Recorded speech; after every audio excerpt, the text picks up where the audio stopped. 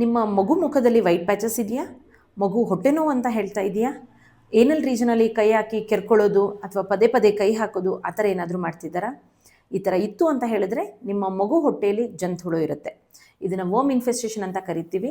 ಇದಕ್ಕೆ ಏನು ಮಾಡಬೇಕು ಅಂತ ಹೇಳಿದ್ರೆ, ಮೊದಲನೇದಾಗಿ ನಿಮ್ಮ ಮಗು ಪದೇ ಪದೇ ನಿಮ್ಮ ಮಗುನ ಕೈ ತೊಳಿಸ್ತಾ ಇರಬೇಕು. ಮಗು ವಾಶ್ರೂಮಿಗೆ ಹೋಗಿ ಬಂದಮೇಲೆ ನೀವು ಕೈ ತೊಳಿಸ್ಬೇಕು. ಮಗು ಆಚೆ ಕಡೆ ಆಟ ಆಡ್ಕೊಂಡು ಹೋಗಿ ಬಂದಮೇಲೆ ಕೈ ತೊಳಿಸ್ಬೇಕು. ಅದರ ಜೊತೆಗೆ ಮಕ್ಕಳು ಏನಾದರೂ ತಿಂತಾ ಇದ್ದಾರೆ, ಕುಡಿತಾ ಇದ್ದಾರೆ ಅನ್ನೋ ಸಂದರ್ಭದಲ್ಲಿ ಕೂಡ ನೀಟಾಗಿ ಹ್ಯಾಂಡ್ ವಾಶ್ ಮಾಡ್ತಾ ಇದೆಯಾ ಅನ್ನೋದನ್ನು ನೀವು ಗಮನಿಸಬೇಕಾಗುತ್ತೆ. ಏನಕ್ಕೆ ಅಂತ ಹೇಳಿದ್ರೆ, ಕೈ is the main source of infection ಅಂತ ಹೇಳ್ತೀವಿ.